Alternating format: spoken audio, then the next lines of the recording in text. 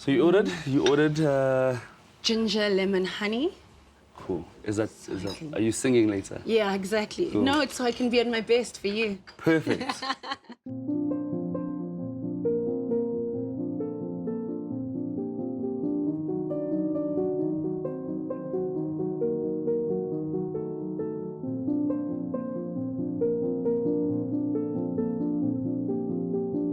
You're a storyteller, you're a writer, you are a director, and you've been responsible for some really, really, I would say, big words out there, big dialogue, stuff that's kept us, I guess, glued to our screens.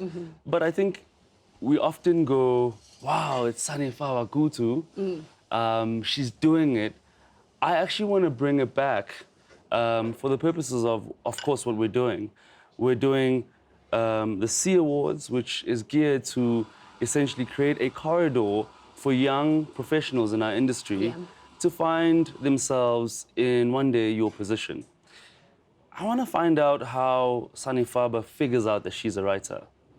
How did that start? For me, I kind of just, everything else didn't work out. The things that I was supposed to do didn't work out.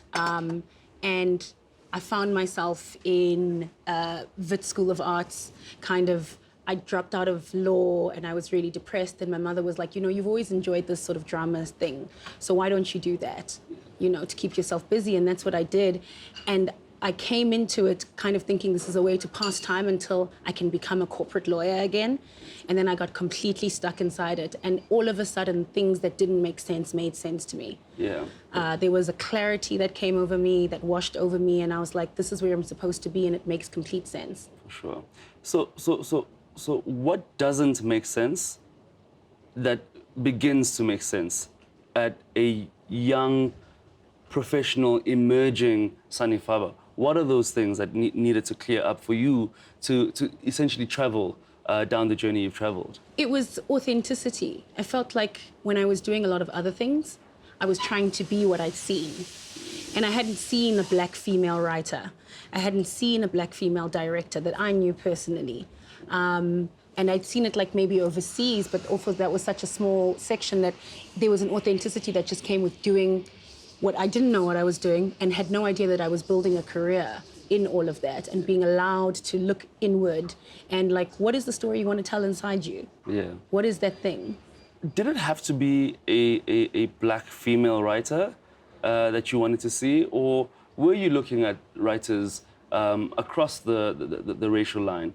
Did it have to specifically be a black female writer that you sort of needed to latch on or sort of needed to believe that you could be this? So it didn't need to be at first because I just needed to see a test case. Sure.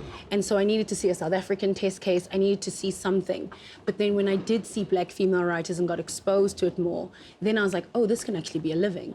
Okay. Now it's a reality. Before it was a really nice dream, Sure. you know, and my dad always says like, you know, it was all really great, but I thought you'd end up like having to get some kind of job. This was a nice thing for you to do for 3 years. Yeah.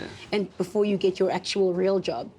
But it only became real to me when I saw somebody who looked like me doing it. And I was like, oh, this is possible. I would have thought maybe it would have been like when you probably started writing, you know, whether it was you know, your first projects that we'll never get to see, which I want to dive into because, you know, like at a level where we're all trying to enter the industry, where we're all dreaming, we have projects that never make it out. Do you have those projects? Do you have a secret script somewhere that you thought, oh, maybe one day? Legend, I have so many. I have so many, and what's great is that because it was before the time of clouds, they're all printed out, and they're in lever arch files, and I'm like first year exam, second year, you know, showcase, all of that. I've tried to read them. They're impossible to get through.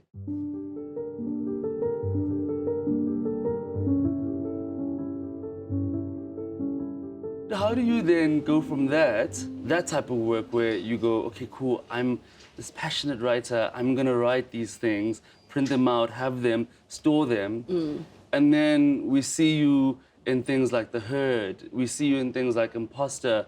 We see you on How to Ruin Christmas. How do you then reconcile with that little lady who was trying to get to where she is now? What is the thought that overcomes, I guess, that moment for you in trying to understand what that journey has been for you? Yeah. I think it's that even when I look at the old work, I think the technical skills aren't there or where they're supposed to be. You know, I can see that the story needs work in certain ways, but there's a germination of a really good idea. Okay. And I'm like, oh, this is why I do what I do. Because all I needed was the upskilling. Sure. All I needed was someone to tell me how to do it and make it better. But the germination of the idea is there. I'm like, this is actually really good if I had the support structure in order to grow it in the way that it needed to be, Sure. you know, which is why this is so important for me. I'm like, all you need is the support because you have the talent inside you and no one can take that away from you. But talent without skill and talent without know-how and opportunity is wasted. Where did you get that support? I got that support a lot from my lecturers. I had really good lecturers who encouraged me.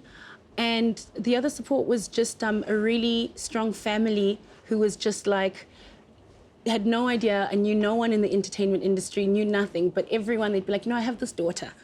And if you could just give her a chance, just give her a meeting and just making a network and really putting myself out there, which I wasn't really good at, you know, and I still struggle with to this day. But like, the worst thing this person can say is no. So just try. What is the spec in your writer's room? What are you looking for? What is your, I guess, killer team, A team? What does that look like? Do you look for experience? Do you look for youngins? What informs your writer's room? So for me, the first thing is at least one young black female trainee who will be my right hand. And that's just contractual. If you want me, please make provision for a salary for this person for the duration of our period. Is it somebody you're seeking, or is it somebody you're given? It can be collaborative because I get a lot of CVs and, you know, people needing an opportunity. A production company gets a lot of CVs. So I'm like, listen, I know this person, you know, I think they'd be really great, but maybe they have someone who they've been waiting to call up. Sure. So we can have that conversation. I'm very open to that. That's the first thing. The second thing is that I don't like lazy writers. It's like my pet peeve. And I'm like, you're really talented, but you're not talented enough to be this lazy. Sure. We're all talented. That's why we're here. Oof. You know what I mean? Come on.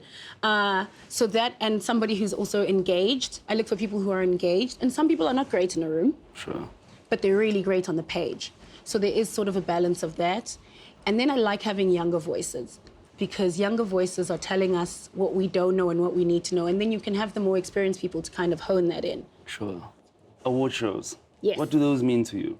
I love award shows. I mean, I'd stay up watching them, right? Like for all of the award shows. So I think it's important we have award shows. Yeah. I think it's important to award good work and also to have visibility, particularly for behind the scenes. Yeah. I think that's the way the industry grows. And it's also a way to kind of encourage. It's not all about the award, but there is something that it does do.